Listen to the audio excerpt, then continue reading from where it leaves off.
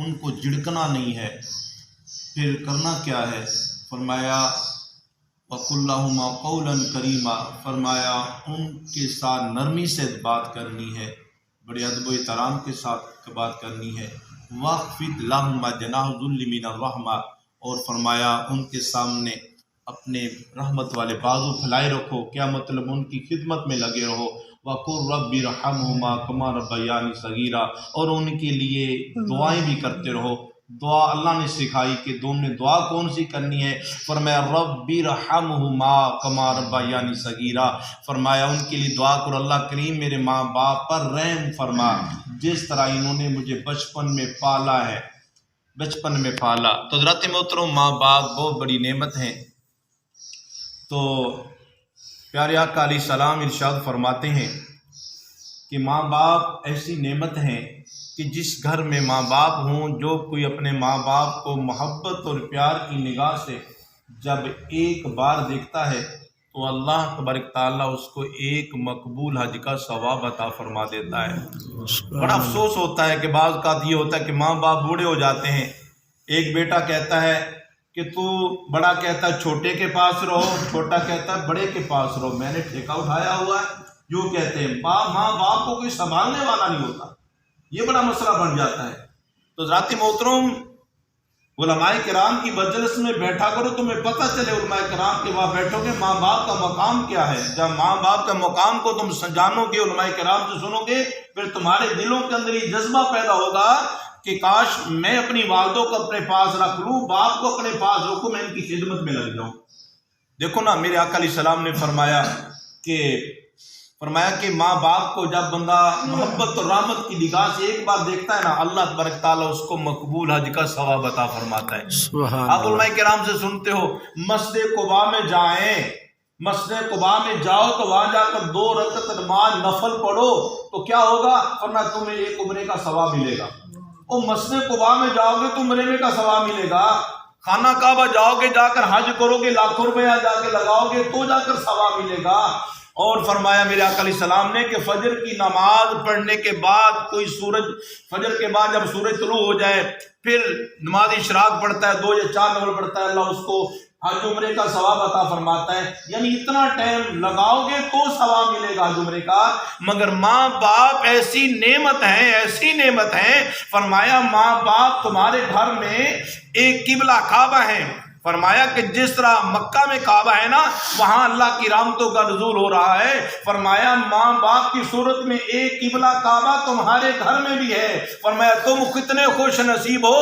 فرمایا عمرہ کرنے کے لیے مسجد قباء جاؤ ثواب لینے کے لیے، فرمایا حج کا ثواب لینے کے لیے مکہ جاؤ، مگر دیکھو کتنے خوش نصیب ہو کہ تمہارے گھر میں قبلہ کی صورت، ماں باپ کی صورت میں تمہارا قبلہ کعبہ تمہارے گھر میں ہے۔ ماں باپ کو دیکھو نا محبت اور پیار کی نگاہ سے، اللہ تبارک تعالیٰ تمہیں مقبول حج کا ثواب عطا فرمائے گا۔ وہ کتنے خوش نصیب ہے وہ اولاد، جب کام میں جاتے ہیں تو اپنے ماں باپ کو مل کے جاتے ہیں، ان کو رحمت کی نگاہ سے دیکھ کے جاتے ہیں، سلام کر کے جاتے ہیں۔ فرمایا جب جاتے ہیں اور پھر جب آتے ہیں تو بھی سلام کہتے ہیں، بابا کو سلام کہتے ہیں، اماں کو سلام کہتے ہیں، تو فرمایا ان کی زیارت بھی کرتے ہیں۔ تو گویا جب کام پہ گیا تو بھی اس کو اللہ تعالیٰ حج کا ثواب عطا فرماتا ہے، جب واپس آئے تو اللہ اس کو پھر بھی حج کا ثواب عطا فرما دیتا ہے۔ سبحان اللہ۔ ان سے پوچھو نا جن کے ماں باپ ٹر جاتے ہیں۔ آج ہمارے بھائی سعید صاحب، ہمارے بھائی عبد المجید صاحب باپ سے محروم ہو گئے، باپ سے محروم ہو گئے۔ اور جب ماں باپ جب گھر سے چلے جاتے ہیں نا تو گھر میں وہ رونق نہیں رہتی، وہ بیڈ خالی نظر آتا ہے، وہ منجا خالی نظر آتا ہے، گھر عجیب کیفیت ہوتی ہے۔ کیا حال ہوتا ہے؟ فرماتے گھر ہو جاندے سننا سننا او پھبدا نہیں، ٹر جاوے جد باپ تے کچھ بھی سجدہ نہیں۔ او گھر ہو جاندے سننا سننا او پھبدا نہیں، ٹر جاوے جد باپ تے کچھ بھی سجدہ نہیں۔ او باپ دی شفقت او پل پل چیتے آوندیے او باپ دی یاد دل نو بہت رواندیے او باپ دی شفقت او پل پل چیتے آوندیے او باپ دی یاد دل نو بہت رواندیے او باپ دے باجو دلانو کوئی کجدا نہیں اوے باپ دے باجو دلانو کوئی کجدا نہیں ٹر جاوے جد باپ تے کچھ بھی سجدہ نہیں اوے باپ دی شفقت جد تک سر تے رہندیے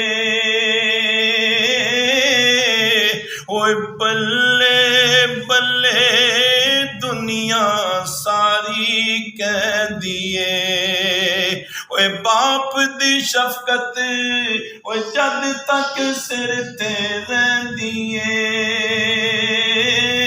اوے بلے بلے دنیا ساری کہندیے اوے باپ تے ہوندیاں اوے بری نظر کوئی تکدا نہیں اوے باپ تے ہوندیاں اوے بری نظر کوئی تکدا نہیں ٹر جاوے جد باپ تے کچھ بھی سجدہ نہیں ٹر جاوے جد باپ تے کچھ بھی سجدہ نہیں ماں پیانو سجاد کدی نہ ناراض کری اوے بلکہ ہر ایک نالو ود کے انہاں نال پیار کری ماں پیانو سجاد کدی نہ ناراض کری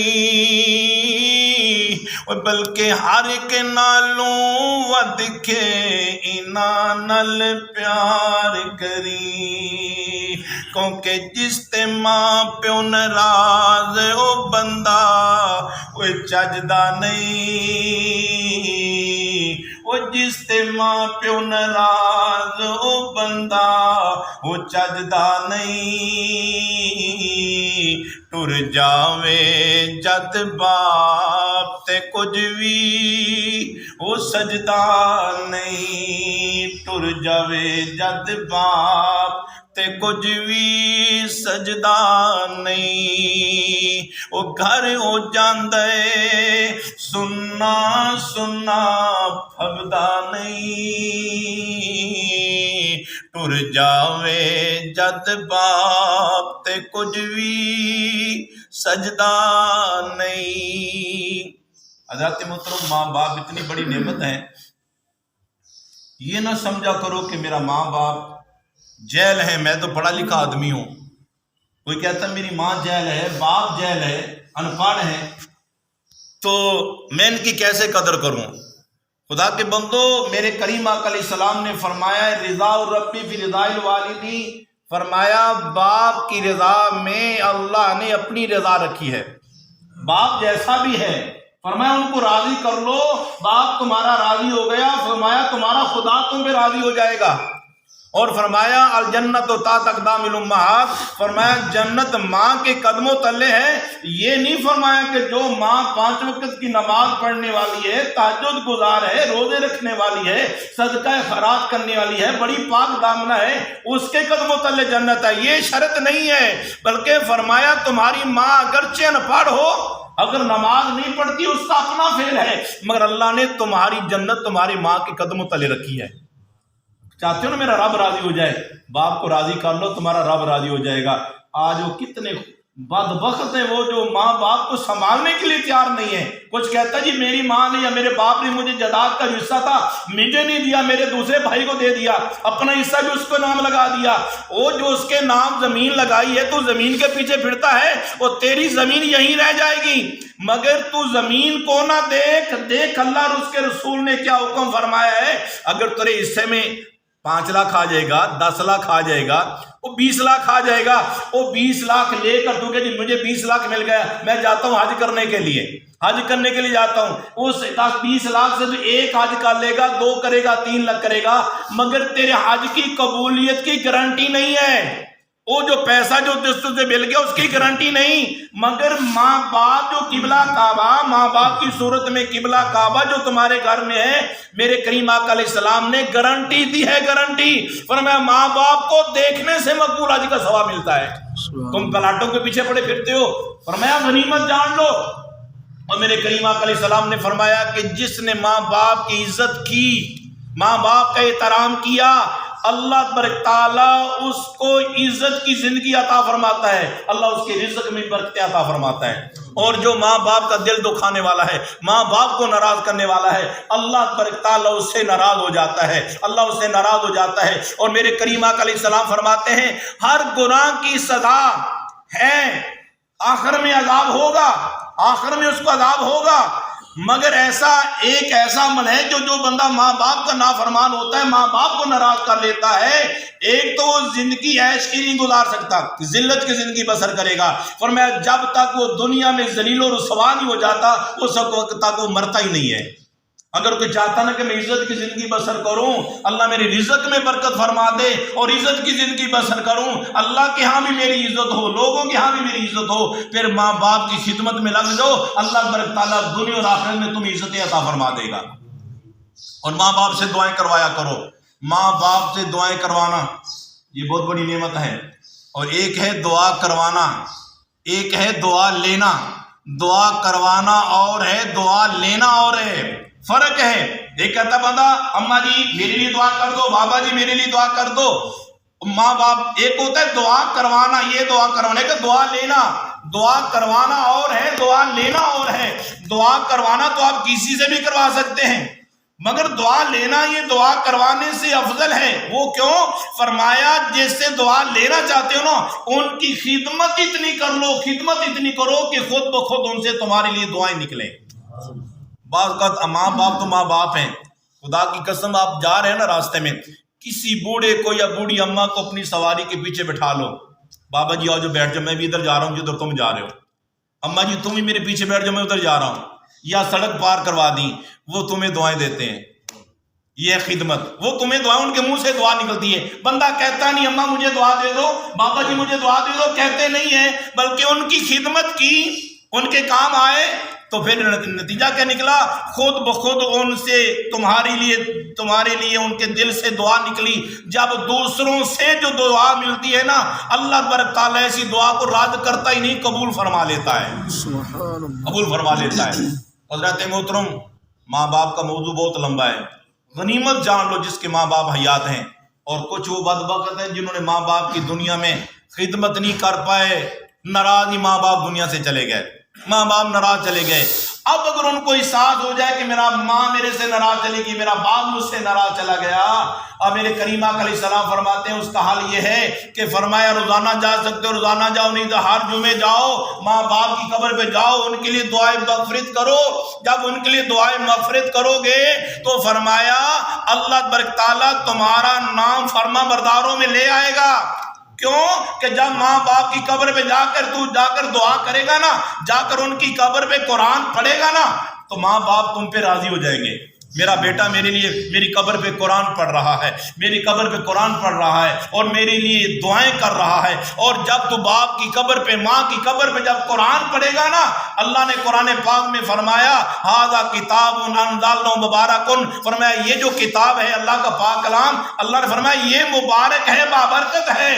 مگر فرمایا سنو, فرمایا جس کی زبان پہ قرآن ہو وہ زبان مبارک ہے, جس کے سینے میں قرآن ہو وہ سینہ مبارک ہے, جس کے گھر میں قرآن کی تلاوت ہو وہ گھر مبارک ہے, اور جس قبر پر قرآن پڑھا جائے وہ قبر مبارک ہے. اگر تم چاہتے ہو کہ میرے ماں باپ کی قبر مبارک بن جائے، میرے ماں باپ کی قبر بابرکت بن جائے، پھر ماں باپ کی قبر پر جا کر جتنا ہو سکے جا کر قرآن پاک کی تلاوت کیا کرو۔ جب ماں باپ کی قبر کے پاس جا کر جب تلاوت قرآن پاک کرو گے، اس تلاوت قرآن پاک کے صدقہ سے اللہ تبارک تعالیٰ تمہیں ہمارے ماں باپ کی قبر پر رحمتوں کا نزول فرمائے گا۔ حضرات محترم، اللہ تعالیٰ کی پاک بارگاہ میں دعا ہے اللہ تبارک تعالیٰ ہمیں ماں باپ کی زیادہ سے زیادہ خدمت کرنے کی توفیق عطا فرمائے۔ اگر ماں باپ حیات ہیں ان کی خدمت کر لیں، اگر ابھی سے ناراض ہیں جا کر ان کو منا لو، نہ بنا لو، یہ نہ کہو تو ادھر رہے، بلکہ ہو سکے کوشش کرو مامی میرے پاس رہے تو، اب بابا تم میرے پاس رہو، کیا تو وقت کی روٹی کھائیں گے، کپڑا دو گے۔ سب سے افضل صدقہ وہ ہے جو بندہ اپنی ذات پہ لگاتا ہے یا اپنی آل پہ لگاتا ہے یا اپنے ماں باپ پہ خرچ کرتا ہے، یہ سب سے افضل پیسہ ہے۔ اللہ تعالی ہمیں عمل کی توفیق عطا فرمائے، آمین ثم آمین، وما علیہ الا البلاغ۔